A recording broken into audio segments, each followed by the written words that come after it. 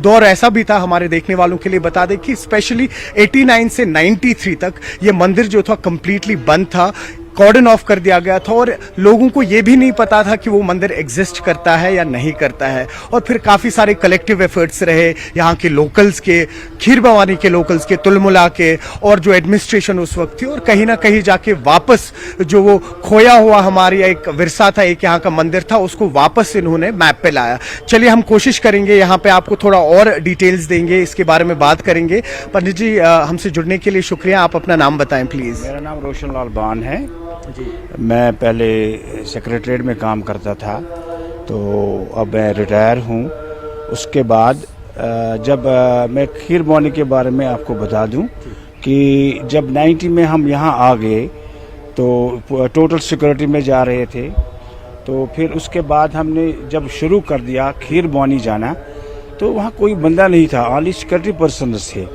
तो हम 10-15 लोग गए, तो वहाँ एक कहवा वहा बनाया। 90 से 93 तक बिल्कुल कोई बंदा नहीं चल रहा था। उसके बाद हमने शुरू कर दिया, एक संस्था बनाई और एक हवन का इंतज़ाम कर दिया। मुझे लगता है that became a bridge between Kashmiri pandits and Kashmir, क्योंकि उसी की वजह से वो आए। हम वहाँ लंगर लगाते थे, शाम को उनको लंगर देते थे, दूसरे दिन वो हवन में शमूलियत करते थे, दर्शन करते थे, तीसरे दिन वापस सिक्योरिटी में जाते थे। ये 4-5 साल सिलसिला चला। उसके बाद जो नंबर ऑफ द पिलग्रिमेज है वो बढ़ गया, it rose up to 50,000 almost. तो उसके बाद सिक्योरिटी की जरूरत नहीं पड़ी लोगों को, कि वो आ रहे थे, कुछ अपनी गाड़ी में आ रहे थे, कुछ सरकार भी कर रही थी। तो बड़ा अच्छा हुआ कि एक ब्रिज बन गया और शुरुआत हो गई आने जाने की। हाँ पंडित जी ये बताइए कि अभी 28 मई को जो है एक भव्य पूजा होगी खीर भवानी टेम्पल में। श्रद्धालु ना सिर्फ जम्मू कश्मीर से आ रहे हैं, श्रद्धालु ऑल ओवर वर्ल्ड से आ रहे हैं। एक पीस जो है, एक अमन के साथ मैसेज लेके आ रहे हैं, खाली एक श्रद्धा के लिए नहीं आ रहे हैं, वो एक अमन का पैगाम लेके भी आ रहे हैं। इसको कैसे देखते हैं आप? मैं ऐसे देख रहा हूँ कि हर एक कश्मीरी पंडित आना चाहता है यहाँ। एक लालसा है दिल में कि मैं अपने घर जाऊं। मैं अपनी बात बताऊं, 10 बार सोचता हूं मैं वहां जाऊं, फिर वहां जाऊं, गाड़ी लेके जाऊं। इसी तरह से जो हमारे लोग वहां हैं वो भी चाहते हैं। ये एक ब्रिज बन गया कि वो जब धर्म का धर्म ही हो गया, लेकिन उसके साथ वो ये भी जोड़ते हैं कि हम अपने वतन को देखें। अच्छा, खास तौर से जब हम खीर भवानी की बात करते हैं, आपने देखा होगा कई सारे मंदिर हैं यहाँ पे या दरगाह हैं, लेकिन जब हम खीर भवानी की बात करते हैं तो वहाँ पे एक जिसे हम कहते हैं कि कम्युनल हार्मनी की मिसाल होती है, क्योंकि वहाँ के लोकल्स हैं, वो लंगर बनाते हैं। जबरदस्त कम्युनल हार्मनी है वहाँ। जो भी मैं कहता हूँ कि ये जो सिलसिला था, जब ये टर्माइल का सिलसिला था, वहाँ हलवाई होते थे, उनकी दुकानें होती थी, वो भाग गए थे। वहाँ जो रतनदीप होता है, वो जो कांत होता है, जो जिसका हम यूज करते हैं पूजा में, वो सारे वही करते थे। वो रेडियन लगाते थे, वहाँ फूल रखते थे, अपने घरों में रखते। मुझे याद है कि बहुत दफा ऐसा हुआ कि बारिशें बहुत जबरदस्त हो गई, टेंट खराब हो गए, लेकिन उन्होंने सारों ने अपने दरवाजे खोल दिए और अपने घर में रख दिया। तो that is a natural symbol of communal harmony. अच्छा, इसके मजीद जो है इस वक्त एडमिनिस्ट्रेशन ने भी काफी सारे स्टेप्स लिए। आपने देखा होगा स्मार्ट सिटी प्रोजेक्ट के तहत आपका जो दुर्गानाग मंदिर है, इसको भी फिर से रेस्टोर किया गया है। तो इस वक्त एडमिनिस्ट्रेशन जो है, कल खुद एलजी वहां पे गए हुए थे खीर भवानी में, उन्होंने अरेंजमेंट, एडमिनिस्ट्रेशन जबरदस्त काम कर रही है। मैं धन्यवाद दे रहा हूँ एलजी साहब को कि उसने कहा, ऐलान कर दिया वहाँ कि यहाँ यात्रा भवन बनेगा। तो हम बहुत आभारी हैं उसके, क्योंकि वहाँ खीर भवानी में अकोमोडेशन की प्रॉब्लम है।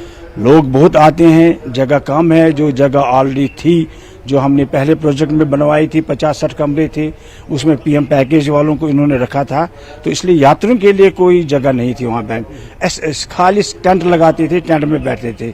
लेकिन आई एम हैप्पी, कल मेरा दिल खुश हो गया कि एलजी साहब ने कहा कि हम एक यात्रा भवन बनाएंगे। वहाँ तो मैं बताऊंगा कि वो ऑलमोस्ट डिस्ट्रिक्ट एडमिनिस्ट्रेशन ही सारा करती है। जैसे पानी का काम है, बिजली का काम है, वो 6 दिन पहले आ जाते हैं, बिजली ठीक करते हैं, पानी का इंतजाम करते हैं, और 20-25 लोग आते हैं। खासकर मैं सफाई कर्मचारी की बात बता रहा हूँ, गांधरबल से वो सफाई कर्मचारी भेजते हैं। मुझे लगता है अगर वो नहीं भेजेंगे तो ये सारा मसला ही हमारा वो धर्म वरम बैठ जाएगा, क्योंकि वो इतनी सफाई करते हैं। 5-6 लंगर लग जाते हैं वहाँ। सिविल सेक्रेटरी वाले लंगर लगाते हैं, नागडंडी वाले लंगर लगाते हैं, और भी लोकल 1-2 है, बतरा है, वो भी लंगर लगाते हैं। उनका जो सहारा है वो ऐसे मैंने देखा कि ऐसी स्वीटनेस उनकी कि I am very much impressed by them. एक आखिरी सवाल पूछेंगे आपसे, ये बताएं कि कहीं ना कहीं कुछ डर, कोई भी जितने एलिमेंट्स थे जिनकी वजह से वो एक माहौल बना था, एक डर बना था, तो कहीं ना कहीं हमारे देखने वालों को, जो हमारी पंडित बरादरी है, उनके लिए कुछ मैसेज? कोई डर नहीं है, डर नहीं है।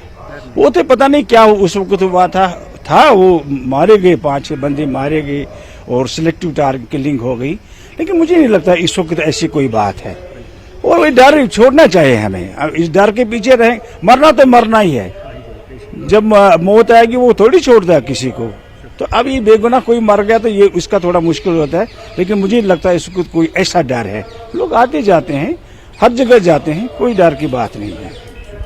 तो देखा आपने मनजा, इन्होंने अभी कहा कि डर की कोई बात नहीं है, तैयारियां जो है एडमिनिस्ट्रेशन की तरफ से पूरी चल रही हैं इस वक्त, और जो भी इससे जुड़े हुए लोग हैं, आप कह लीजिए जो इनके यहाँ पे एसोसिएशंस बनी हुई हैं या जो भी इस मेले से जुड़े हुए लोग हैं, सबकी तैयारियां हैं। आपने देखा कि कल 2 दिन पहले ही पूरा एरिया सेंसिटाइज किया गया था, वहां से जितने भी गांधरबल म्युनिसिपल कॉर्पोरेशन के लोग हैं इस वक्त, उन लोगों के कड़े प्रयास चल रहे हैं। वहां पे डस्टबिन अलॉट कर दिए गए हैं, वैनिटी वैन्स रखी गई हैं, होम स्टेज का प्रबंध है इस बार। तो ओवरऑल अगर आप कह सकते हैं तो कश्मीर को और तुलमुला को इस वक्त अगर इंतजार है तो इन सब श्रद्धालुओं का वो यहाँ पे आए, और ना ही खाली अपनी श्रद्धा के लिए आए, लेकिन आए तो अमन और चैन का पैगाम लेके भी आए। जी।